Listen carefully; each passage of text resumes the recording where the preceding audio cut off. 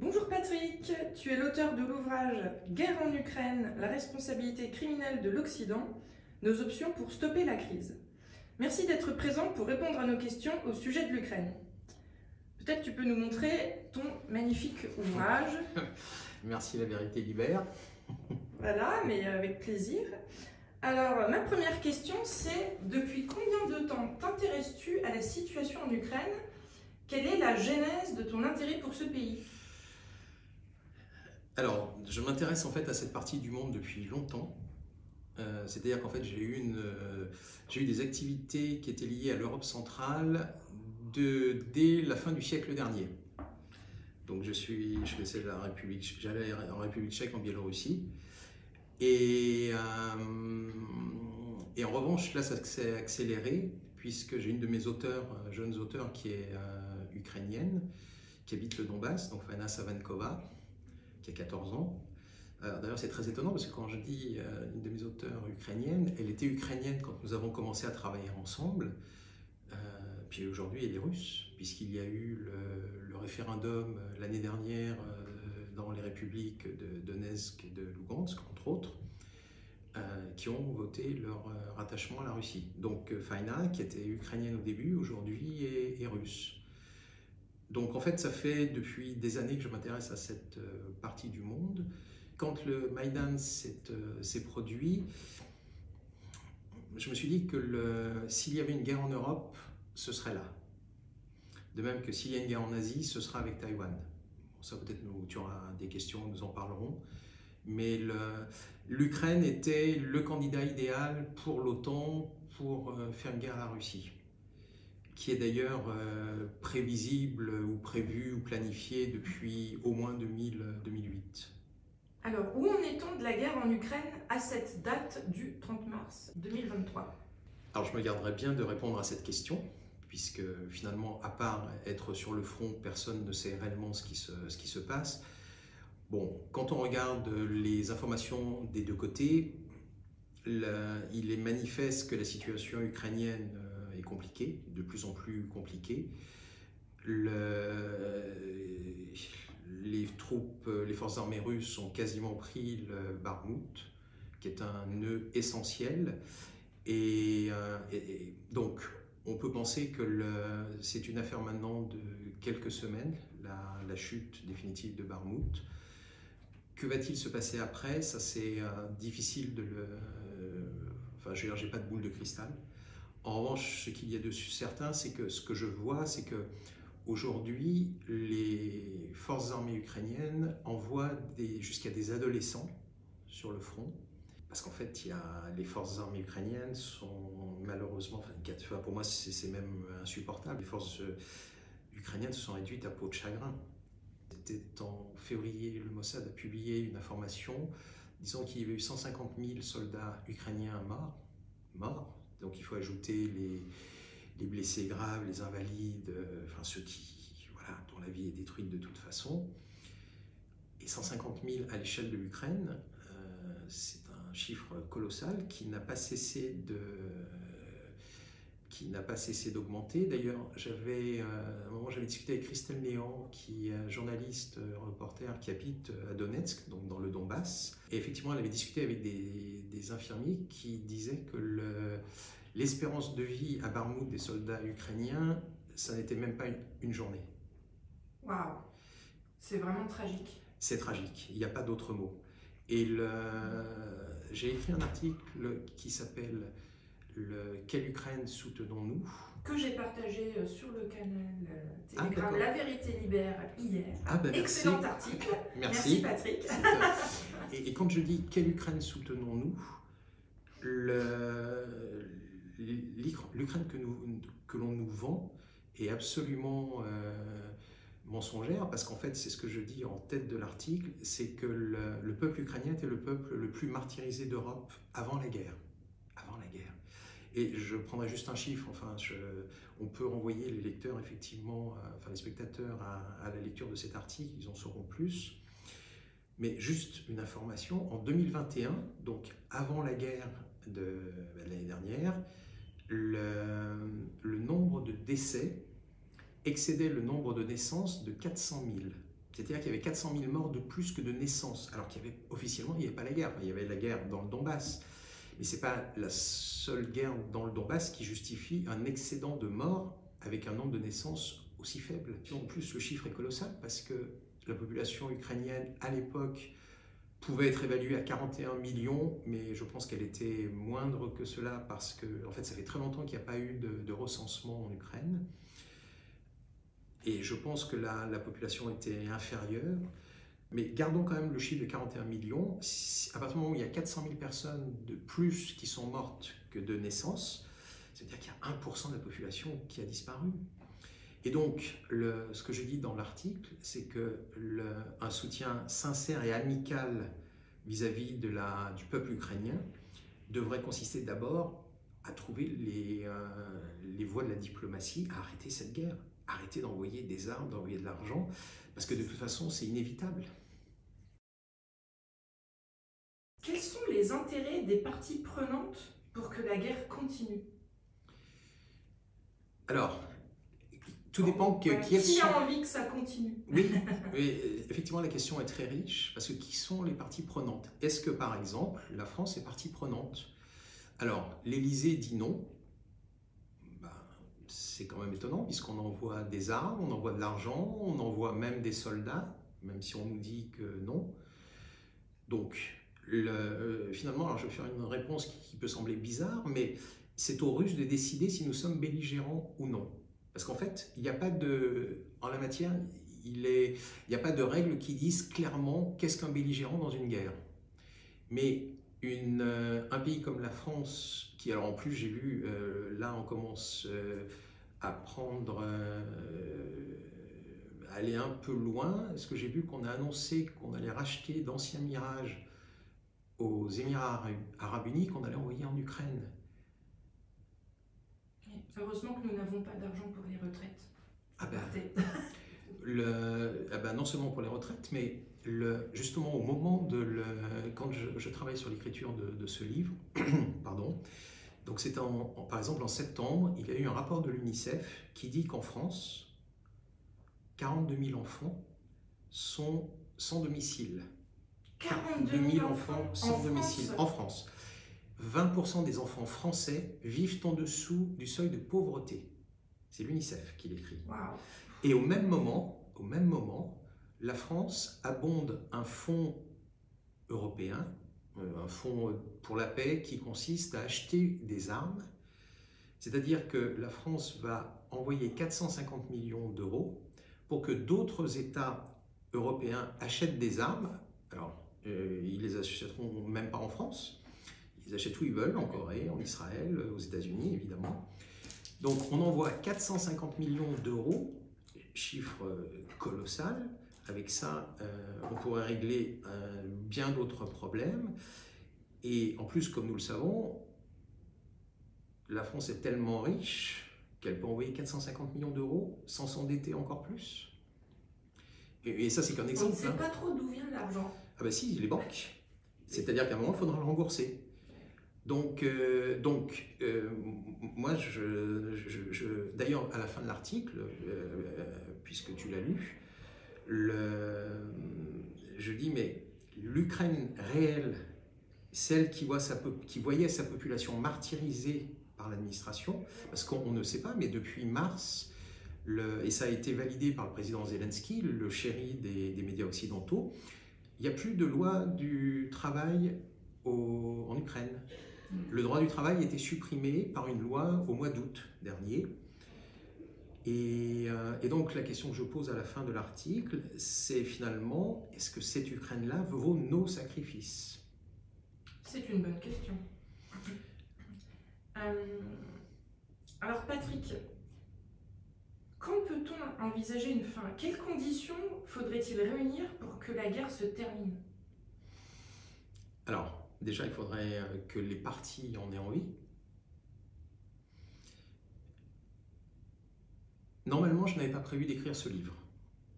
Parce que au mois de fin mars, quand il y a eu les négociations, enfin il y a eu plusieurs rounds de négociations entre l'Ukraine et la Russie, globalement, notamment le dernier round qui s'est tenu à Istanbul à la fin du mois de mars donc 2022, donc il y a un an,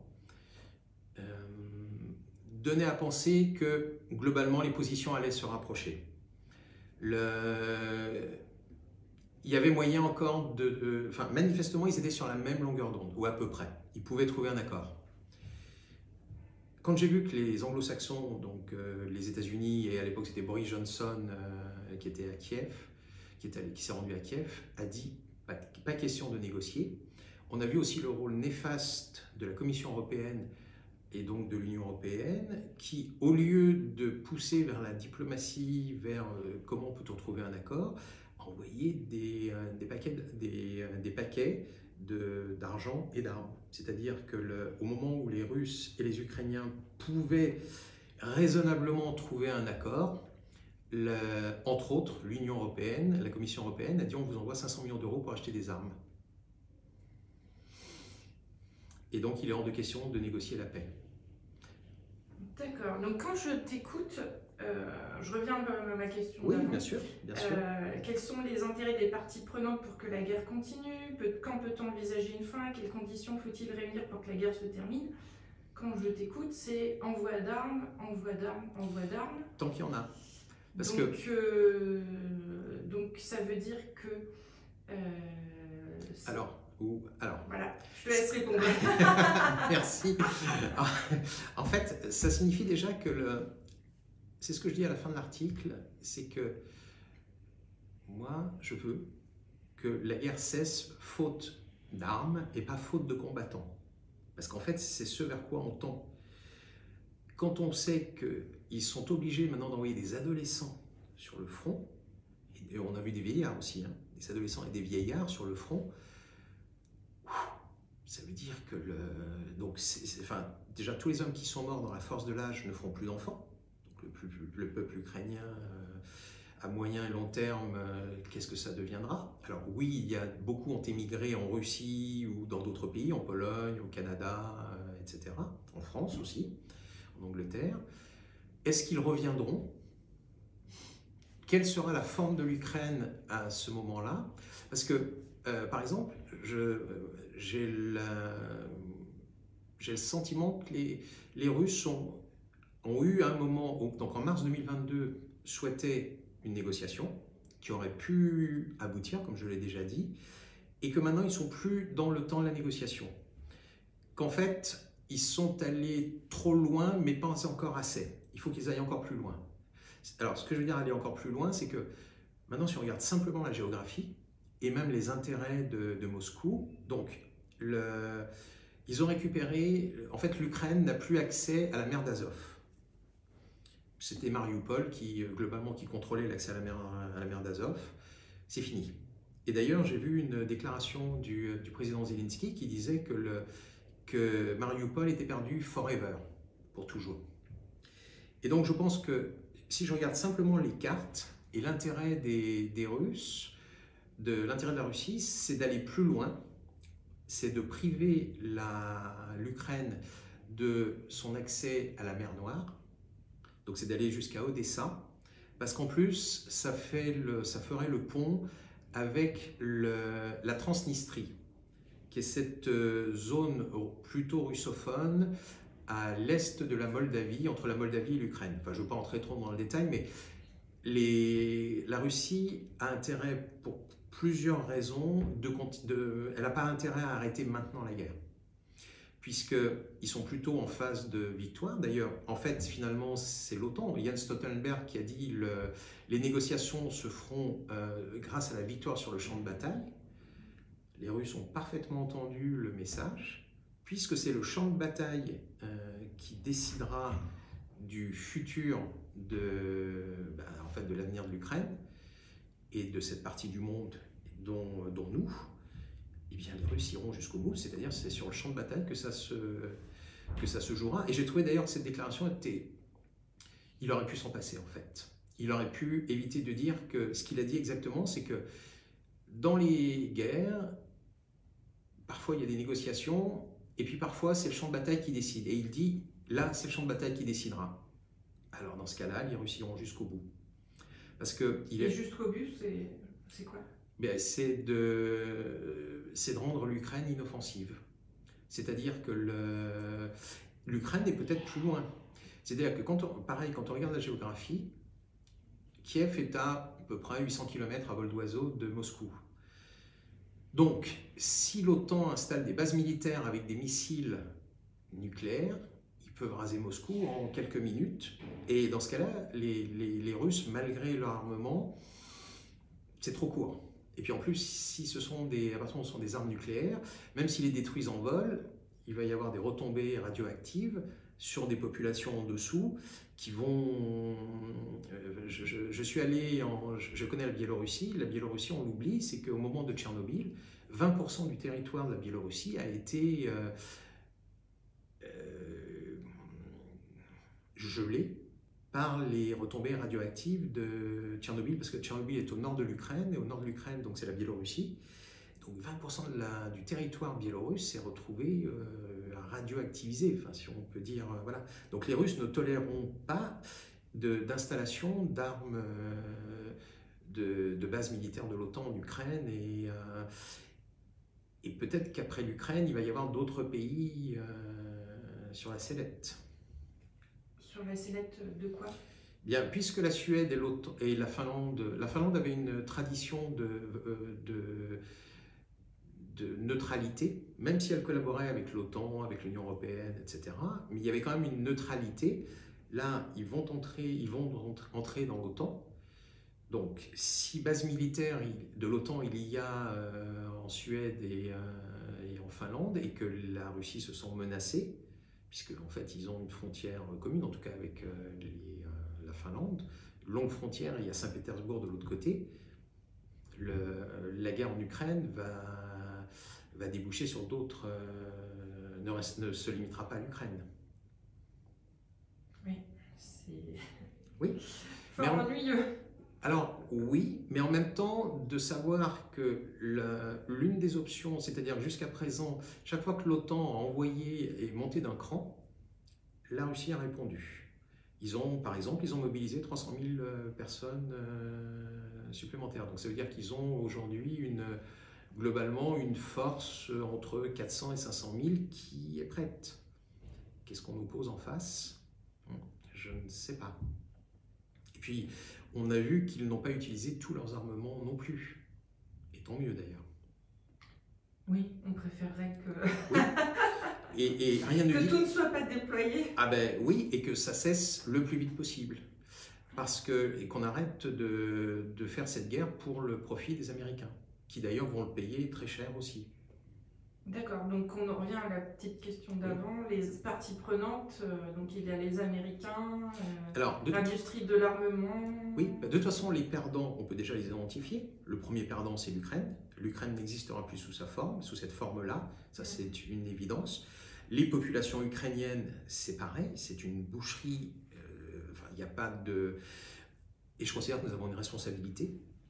On a laissé trop faire nos gouvernements.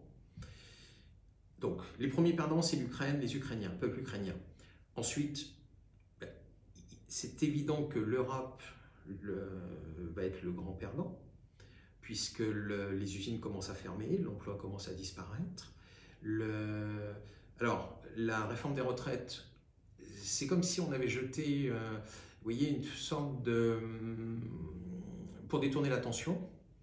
Mais à partir du moment où l'industrie française, comme l'industrie allemande, risque de perdre des centaines de milliers d'emplois, qui va cotiser? Qui va cotiser à la retraite? Qui va cotiser à la sécurité sociale au sens large? Et en fait, c'est ce que veulent, c'est ce que veulent les mondialistes, c'est-à-dire que à partir du moment où les emplois industriels vont disparaître, donc en fait, c'est pas uniquement les emplois industriels qui vont disparaître, c'est tout un écosystème, en fait, une région, enfin des régions qui vont disparaître. Et notre souveraineté? En tout cas, ce qu'il en reste. Dépendant de plus en plus. En tout cas, ce qu'il en reste, c'est une... Parce que d'ailleurs, on l'a vu, le prochain voyage d'État fait par le président Macron, il aura, vous avez vu par qui il sera accompagné? Ursula von der Leyen. C'est à Pékin. Donc, Emmanuel Macron va se rendre pour la France à Pékin, voyage d'État, voyage d'État, ça n'est pas rien, et il sera accompagné, ou il sera flanqué d'Ursula von der Leyen. Et d'ailleurs, la Commission européenne qui, clairement, joue contre les intérêts de la France. Donc les parties prenantes, je vois pas, en fait, si je vois un gagnant, c'est le monde multipolaire. Donc, puisque je fais un long chapitre dans le livre Guerre en Ukraine sur ce sujet, la guerre en Ukraine a accéléré le mouvement. Il y avait déjà il y avait les BRICS, l'OCS, la SICA, etc., qu'on ne connaît pas en France, mais qui sont des initiatives vraiment très importantes, c'est-à-dire avec des constructions d'infrastructures, mais maintenant ça va beaucoup plus loin. Parce qu'on peut considérer aussi que l'ONU a vécu, parce qu'elle a pris des positions trop partisanes. On ne va pas entrer dans le détail, mais en fait, s'il y a un gagnant, c'est le monde multipolaire. Et donc, le monde unipolaire où l'Occident, c'est-à-dire Washington et Londres, domine le monde, ça c'est fini. Et ça ne reviendra pas. D'accord. Quelles sont les solutions pour arrêter la guerre? Alors, il est clair que nous ne pouvons compter sur aucune institution internationale. L'ONU a brillé par sa partialité. Toutes les institutions internationales ont brillé par leur partialité. Là, on vient de voir la CPI qui condamne, qui lance... Qu'est-ce que c'est la CPI? La Cour pénale internationale à La Haye, qui lance un mandat d'arrêt contre Vladimir Poutine. C'est un non-sens juridique, c'est de la provocation. Et je pense même qu'elle a signé son arrêt de mort. Parce qu'en fait, les États africains, qui étaient réunis à Moscou, pas la semaine dernière, mais la semaine dernière, Vladimir Poutine a annulé 20 milliards de dollars de dettes africaines. Waouh! Oui. Donc, oui, c'est ça. Un grand geste. C'est un beau geste. 20 milliards de dettes. C'est énorme. Et de l'autre côté, on a l'Occident qui menace les pays africains de sanctions, notamment les États-Unis avaient un projet de loi, je ne sais pas où ils en sont, sur le punir, ils n'ont que ça, la trique, en fait ils n'ont que la trique et le bâton en main, punir les États africains qui auraient des collaborations avec la Russie et la Chine, parce qu'en fait c'est les deux qui sont visés. Donc pour arrêter cette guerre, on ne peut plus compter sur ni les institutions internationales, ça c'est fini, ni sur nos gouvernements, parce que sinon, ils l'auraient fait depuis longtemps. D'accord, donc du coup, qu'est-ce qu'on peut faire à notre niveau? Alors, je trouve déjà un acte non violent, quand on voit ce que fait la police dans les manifestations où ils frappent, il n'y a pas de mots.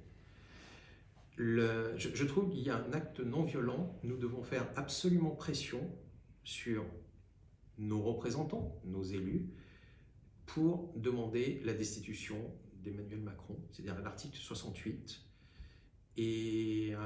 ou mieux encore, sa démission. C'est-à-dire que il est là encore pendant 4 ans. Ça fait beaucoup. Déjà, ça fait trop. Oui, c'est ça, c'est pas possible, parce que derrière, il y a d'autres... les retraites, c'est que le premier volet, il y a tous les autres qui suivent. Mais que va-t-il rester de la France? Eh bien, il en restera ce que nous laisserons faire. C'est-à-dire que, justement, si nous faisons pression sur les députés, les sénateurs, pour la destitution de Macron ou sa démission, alors on peut dire oui, mais ça ne résoudra pas tout, certes. Qui pour le remplacer? Alors, justement, ça c'est une vraie question, c'est que à partir du moment où il démissionne, où il est destitué, la Constitution prévoit qu'en fait c'est le président du Sénat qui assure l'intérim pour de futures élections. Donc, pourquoi avant d'en arriver à la réponse sur ce point, je reviens. En fait, si nous allons jusqu'à la destitution ou la démission d'Emmanuel Macron, ça veut dire qu'il y aura eu un débat. C'est-à-dire qu'il y aura eu un débat national, c'est-à-dire que nous aurons posé tout sur la table, ou en tout cas les vraies questions sur la table. Est-ce que nous voulons que les mondialistes, en résumé, prennent le pouvoir et continuent de détruire la France, de la piller? Parce que les retraites, c'est que la première étape. je ne sais pas si vous avez vu, il est question de changer les règles concernant le permis de conduire. Aujourd'hui, quand un jeune, ou un moins jeune d'ailleurs, réussit son permis, il l'a à vie. Le gouvernement a déjà annoncé qu'il changerait ces règles-là, alors évidemment pour sauver des vies, c'est toujours comme ça, et les premières informations indiquent que chaque année, il faudra produire un certificat médical pour voir son permis validé. Beaucoup de business. Beaucoup de business et surtout une impossibilité. Ça veut dire qu'il y a, je ne sais pas combien il y a au moins 40 millions de Français qui doivent avoir le permis. Donc comment ça va être géré? Et du coup, qu'est-ce qui se passe si une préfecture décide que tel leader syndical est dangereux et bref, ne doit plus avoir son permis?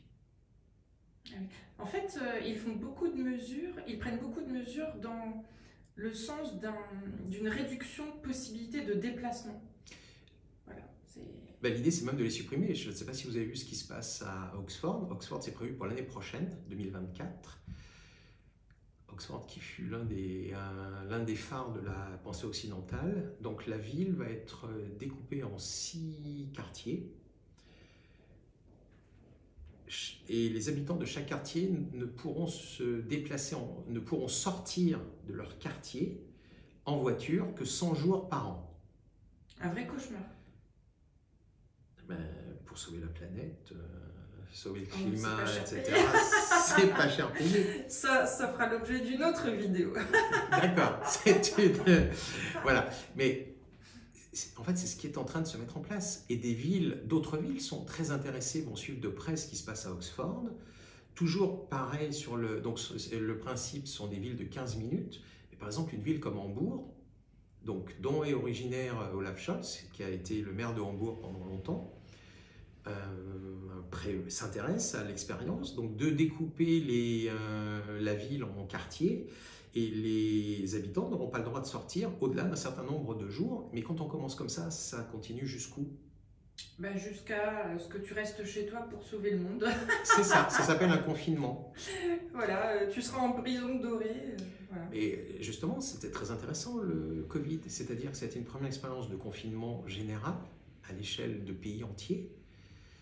Donc finalement, d'une certaine façon, ça a habitué les gens à se dire finalement, oui, pourquoi pas le confinement. Il y en a qui n'ont pas détesté.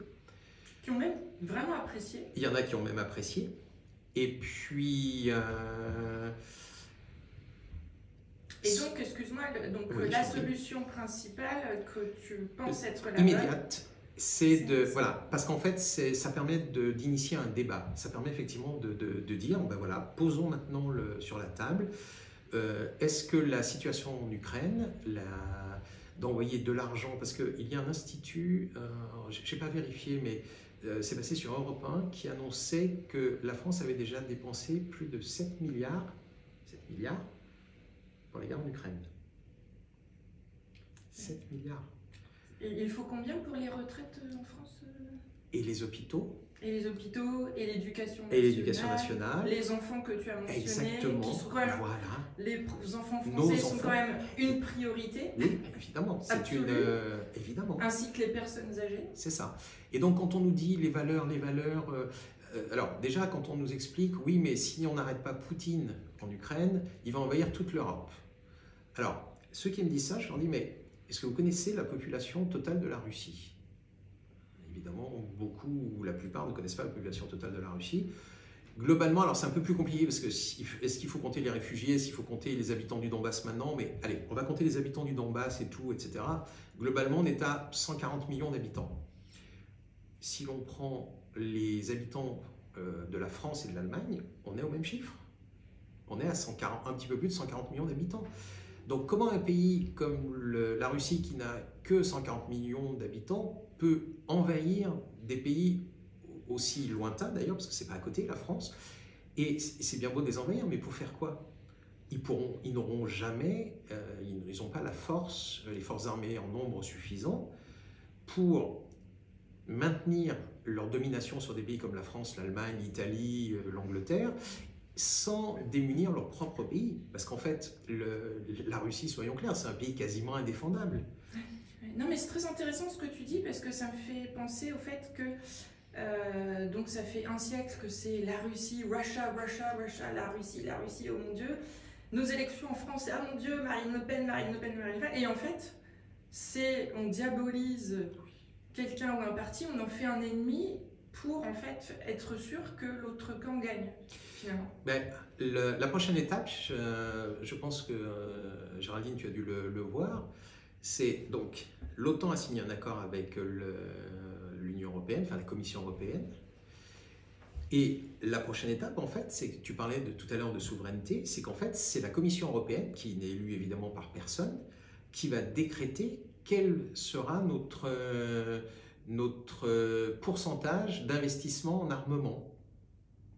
C'est la Commission européenne qui va décider, avec l'OTAN, de combien d'argent on doit dépenser en armement. Donc, encore l'armement. Toujours. Donc, et si possible, de l'armement américain, évidemment. Donc, et si nous n'y prenons pas garde, c'est pour ça que je dis le fait déjà de demander la destitution, la démission d'Emmanuel Macron, c'est mettre un stop. Déjà, immédiatement, on doit arrêter d'envoyer des armes et de l'argent en Ukraine. Alors, on va dire oui, mais il va y avoir des rétorsions du camp anglo-saxon. Ça n'arrête pas. On est en guerre. Ils sont en guerre permanente contre nous. Ça ne va pas changer grand-chose, en fait. Et d'ailleurs, on le voit, si je pouvais résumer la situation de l'Allemagne, Olaf Scholz, le chancelier, donc avait deux options. Mourir debout, avec l'objectivité peut-être de s'en sortir, ou mourir couché. Et il a choisi mourir couché. Donc on accepte la destruction de Nord Stream, ce qui va détruire l'économie de l'Allemagne, puisqu'il n'y a plus de... Le Nord Stream, c'était 55 milliards de mètres cubes de gaz par an, ce qui est à peu près la consommation, ce qui était la consommation de l'Allemagne. Et l'écologisme, c'est-à-dire l'écologie politique, veut nous faire croire qu'on peut remplacer le gaz russe par le solaire ou les éoliennes. Il faut arrêter, enfin, je veux dire, c'est une... regardons l'exemple de l'Allemagne, ça fait longtemps qu'ils ont arrêté leurs centrales thermiques au profit de l'éolien et bien, finalement, en arrêtant leurs centrales thermiques au charbon, ils ont dû passer au gaz russe, parce qu'il n'y a pas d'autre solution. Et d'ailleurs, je dirais, là, c'est juste historiquement, ce qui fait nos civilisations, c'est notre capacité à transformer l'énergie. Quand on compare le Moyen-Âge, effectivement, il y avait globalement du solaire pour faire sécher et du vent. Les silex. On ne va pas aller si loin, mais n'empêche, déjà au Moyen-Âge, on n'a que deux énergies, enfin en résumé, alors trois, parce qu'il y a la force animale. Voilà, force animale, je mets l'être humain dedans, mais ce qui a fait la différence et pourquoi on a on a ce modèle de société, c'est parce que on est capable d'exploiter le pétrole, le gaz et d'en faire ce que nous en faisons. Donc à partir du moment où il y a quasiment plus de gaz ou quasiment plus de pétrole, il n'y a pas de solution. Et le GNL n'est pas une solution, et c'est même une solution catastrophique. Parce que d'abord, on ne peut pas remplacer, on ne peut pas mettre n'importe quel gaz. Et puis le GNL, il n'y en a pas comme ça, il n'y a pas 55 milliards de mètres cubes qui sont disponibles, parce que ce sont des investissements très lourds. Les Qataris, par exemple, ont des contrats avec l'Asie sur des 25 ou 27 ans. Qu'est-ce que c'est le GNL déjà? Gaz naturel. Gaz naturel liquéfié, c'est-à-dire pour transporter du gaz, il n'y a pas 50 moyens. Soit le gazoduc, c'est ce que fait la Russie, soit le transporter par des méthaniers, mais dans ce cas-là, il faut le liquéfier. Donc c'est de la transformation qui coûte cher, qui est dangereuse. Ensuite, on le met dans des bateaux. Or, on sait que le transport par bateau, c'est ce qui détruit, c'est ce qui pollue le plus au monde. Ce n'est pas la voiture, je veux dire, ce sont les bateaux, parce qu'il y a des additifs dans les fuels qui sont un vrai danger. Puis de toute façon, on n'a pas le nombre de méthaniers suffisant. D'accord. Alors, merci beaucoup pour toutes ces informations. Alors l'écologie, c'est un grand sujet. Je sais que tu as énormément à dire là-dessus. Donc nous garderons une autre vidéo sur ce sujet. Si tu m'invites, ce sera avec plaisir. Voilà, à ce sujet. Alors, ma dernière question, qui a été un peu la première que j'ai eue quand j'ai vu ton ouvrage, c'est pourquoi un énième livre sur l'Ukraine alors qu'il y en a déjà pas mal? Voilà, donc je me posais la question. D'accord, eh ben, merci pour cette question. Alors déjà, qui s'appelle La responsabilité criminelle de l'Occident, je n'en ai pas vu. Et évidemment, en tant qu'éditeur, je suis déjà très occupé. Et je regardais si justement il n'y avait pas un livre qui sortait, qui disait la même chose. Comme ça, j'aurais arrêté le mien et puis j'aurais... enfin voilà, ça m'aurait dégagé du temps. Donc, donc il y a eu des livres intéressants, mais la majeure partie de ce que j'ai vu dans la production chez mes confrères, c'était des livres genre Poutine le sanguinaire, l'agression russe, etc., etc. Enfin, et d'ailleurs, une difficulté que je rencontre, c'est que personne ne veut débattre. Parce que j'ai encore vu la ministre des Affaires étrangères dire « Oui, c'est une violation de la Charte des Nations Unies ». Ok, super. D'accord. Quel article est violé dans la Charte des Nations Unies? Parce qu'en fait, Vladimir Poutine, quand il fait sa déclaration le 24 février, lui, il cite l'article 51. Il s'appuie là-dessus. Donc, quels sont les autres articles qui sont de la Charte des Nations Unies qui sont violés? Et on pourrait même utiliser, j'ai vu que les Russes ne l'avaient pas fait ou pas encore, le plus ancien texte sur les droits humains signé à l'ONU, qui date du 9 décembre 1948, qui est la Convention sur la prévention et la répression du génocide. Et quand on voit ce qui se passe dans le Donbass, et je ne vais pas dire que je suis bien placé parce que je suis ici, mais je voyais ce qui se passait avec ma jeune auteure. Hein. Aujourd'hui, elle a 14 ans. Elle avait 5 ans en 2014, elle n'a connu que la guerre. Et d'ailleurs, dans son livre qui s'appelle « Donbass, mon amour, Donbass, ma souffrance », elle dit qu'elle ne se souvient pas de sa vie d'avant la guerre. Ouais, c'est triste. Donc en fait, la guerre n'a pas démarré en 2023. Et en fait, ce que fait l'OTAN, ce que font l'OTAN, la Commission européenne, les États-Unis pour nous précipiter aussi dans cette guerre, c'est comme s'il la faisait démarrer au 24 février 2022. C'est comme si n'était rien passé pendant les 8 années précédentes. C'est comme s'il n'y avait pas eu de mort, comme s'il n'y avait pas eu de torture, c'est comme s'il n'y avait pas eu de violation des accords de Minsk. Comme si on n'avait pas armé l'Ukraine pour détruire, ou en tout cas c'était l'ambition, de détruire la Russie. Bah, évidemment, c'était un peu présomptueux. C'était... parce que, en fait, moi je dirais que on peut faire remonter à 2008 la certitude pour les Russes qu'il y aura la guerre contre l'OTAN. Alors pourquoi 2008? Parce qu'en 2007, Vladimir Poutine participe à la conférence sur la sécurité de Munich, la fameuse conférence de sécurité.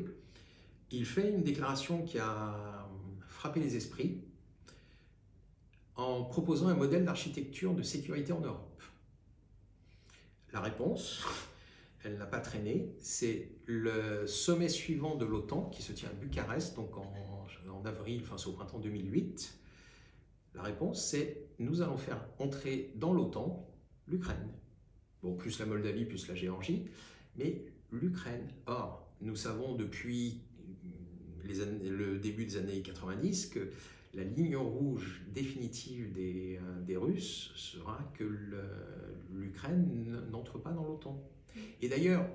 Tout comme une base militaire russe qui serait aux frontières américaines n'est pas vraiment acceptable non plus. Ah, ben, moi j'attends de voir une base américaine, une base russe au Venezuela. Ça va être quoi la réponse? Eh bien, c'est ce qui va se passer, quoi. Il va y avoir des bases. J'ai vu qu'effectivement, les Russes sont en train de négocier des bases militaires dans plusieurs pays. Ah. Oui. Bon, ça ne s'arrange pas, ça. C'est pas bon. Mais, en même temps, ce que je pourrais dire, c'est que, je l'ai dit tout à l'heure, pour moi, c'est le monde multipolaire qui va gagner. Et cette guerre ne peut pas continuer éternellement, parce que il n'y aura plus d'hommes, sauf envoyer des Polonais, des Allemands, des Français, plus d'armes, on le voit bien, les stocks sont vides et on ne crée pas des usines d'armement en claquant des doigts. C'est des procédés. Déjà, il faut des spécialistes, il faut des matières premières. Le titane, sans le titane russe, c'est compliqué de faire des Boeing, de faire des blindages de chars, etc., etc. Et puis, on le voit bien, les économies qui sont en train d'être détruites, parce que la hausse des prix, elle n'a pas encore vraiment produit ses effets. Là, ça y est, on va voir ce que c'est. Mais les populations ne vont pas accepter ça, parce qu'elles auront, elles pourront plus vivre. Oui. Et donc c'est pour toutes ces raisons et surtout pour vraiment souligner la responsabilité criminelle de l'Occident que tu as... oui, c'est ça. J'ai dit, oui, parce que je refuse qu'on nous entraîne dans la guerre. Je refuse qu'on nous entraîne dans la guerre et que ça serve, on va dire, à l'agenda 2030 à Davos, aux mondialistes, pour détruire notre société. Voilà. Et surtout, peut-être l'une des différences donc, dans cet ouvrage, voilà, c'est que tu proposes des solutions. Oui, nous avons des options. Parce que c'est toujours bien de faire des constats. Oui. On a des constats partout, des observations, etc. Mais à un moment donné, il faut parler des solutions. Qu'est-ce qu'on fait pour qu'est-ce qu'on peut faire à notre niveau pour stopper cette folie il n'y a pas d'autre mot, nous concerne directement tous. Et de plus en plus. Voilà. Nos sacrifices, aucune guerre ne vaut nos sacrifices, surtout pas celle-ci en plus. Et puis on voit très bien, la prochaine c'est Taïwan, c'est contre la Chine. Donc à un moment il faut dire stop. Donc j'ai dit effectivement, une des options les plus immédiates et non violentes, c'est de demander la destitution d'Emmanuel Macron, mais moi je préférerais même sa démission, ça irait plus vite. Et alors, je vais peut-être choquer, et notamment j'ai une pensée pour tous ceux qui ont souffert des mandats d'Emmanuel Macron, notamment les gilets jaunes mutilés. Oui. Je pense maintenant à tous les soignants exclus. Le monde entier les a tous réintégrés. J'ai vu le dernier en date, c'était Monaco. Monaco a réintégré ses soignants exclus. Les personnes âgées. C'est insupportable. Donc en fait, je dis, la première chose, c'est il faut comme on avait dit pour le président tunisien, dégage. Il faut le dégager. Et alors je disais, pourquoi je pense que je peux choquer, moi je serais même prêt à suggérer une démission et en échange on lui donne une immunité à vie. Donc ça va choquer. Il y a des gens qui veulent, d'ailleurs lui-même avait dit qu'on vienne me chercher. Donc en disant ça, je pense qu'il a une parole très malheureuse et je pense qu'il y a de plus en plus de gens qui veulent aller le chercher. De toute façon, ce gouvernement ne tient plus que par sa police, que par la violence de sa police. Et donc, si effectivement il y avait la possibilité de sa démission et qu'en échange on lui offre une immunité, évidemment plus aucun mandat, ça c'est sûr. Puis un petit séjour à Cayenne. Non. Il faut qu'il disparaisse des écrans. Et le plus vite possible sera le mieux. Parce que une fois que des usines sont fermées, c'est difficile de les rouvrir. C'est pas... quand on ferme un train d'aciérie, c'est compliqué. Il suffit pas d'appuyer sur un bouton pour que ça redémarre tout de suite. En plus, ce sont des circuits, et puis le reste du monde prend des clients. Enfin, je veux dire, les usines vont en Inde, par exemple en Espagne ou au Portugal, où l'énergie coûte beaucoup moins cher. L'électricité coûte moins cher en Espagne et au Portugal qu'en France, grâce à la complicité du gouvernement français avec la Commission européenne. On ne devrait pas avoir une électricité à 275 € du kilowattheure alors que les Espagnols l'ont à 80. En fait, la Commission européenne et les Allemands veulent la destruction d'EDF depuis longtemps. Et on voit bien qu'avec ce gouvernement-là, rien ne nous sera épargné si nous le gardons. Donc c'est pour ça que je dis, si effectivement il faut lui donner une immunité présidentielle à vie, mais plus aucun mandat évidemment, etc., il s'interdit... voilà, mais qui s'en va le plus vite possible, ça évite une longue procédure et on peut reprendre notre avenir en main. Alors après, il y a d'autres solutions, on en discutera, là on n'a pas le moment, c'est pas le moment, on n'a pas le temps. Mais donc en fait, ça pose aussi la question, à quoi est-ce qu'on doit continuer de faire partie de l'OTAN? Donc est-ce qu'on fait jouer l'article 13? est-ce qu'on fait partie de cette Union européenne avec cette Commission européenne qui est corrompue comme...